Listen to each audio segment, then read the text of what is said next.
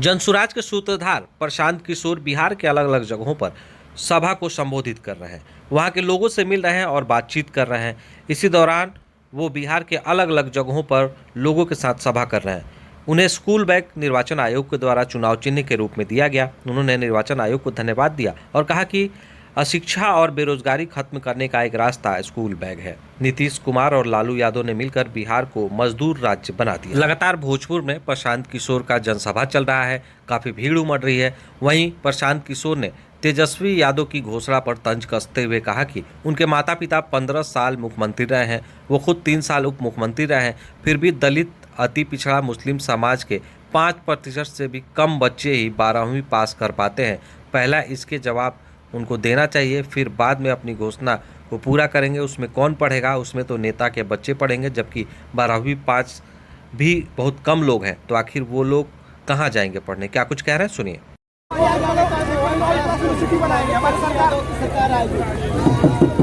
तेजस्वी यादव के पिताजी और माँ यहाँ 15 साल मुख्यमंत्री रहे।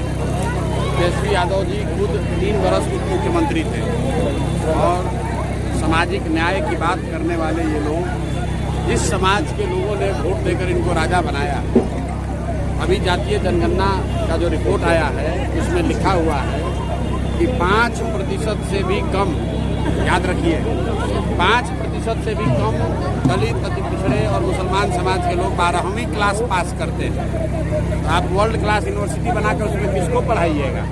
जब लड़का 12वीं का पास नहीं कर रहा है तो वर्ल्ड क्लास यूनिवर्सिटी में कौन पढ़ेगा? नेता का बच्चा पढ़ेगा।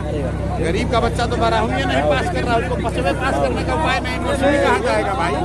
वहीं पीके ने तेजस्वी यादव को आड़े हाथे लेते हुए कहा कि कलम बांटने से क्या होगा। कलम बांटने पर उन्होंने उन पर तंज कसा और कहा कि उसी कलम से परीक्षा में लिखकर कम से कम 10वीं पास कर जाते तेजस्वी यादव। तेजस्वी यादव बहुत सारे युवाओं को कलम बांट रहे हैं सर।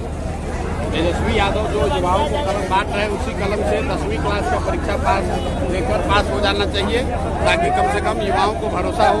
क्योंकि सामान्य परिवार के जो पढ़े लिखे बच्चे हैं 5-5 साल 10-10 साल पढ़ के वो बेरोजगार घूम रहे हैं, मजदूरी कर रहे हैं। 9वां फेल नेता का लड़का चाहता है कि हम बिहार का राजा बने कलम बांट के। हम लोग को कलम नहीं बांटना है, हम लोग को शिक्षा बांटनी है। कलम और कॉपी बांटने से शिक्षा नहीं बढ़ेगी। अच्छा स्कूल होना चाहिए, पढ़ाई होनी चाहिए। कलम बांट के 9वां फेल आदमी बिहार का राजा नहीं बन सकता। लाइक, शेयर, सब्सक्राइब जरूर करें। धन्यवाद।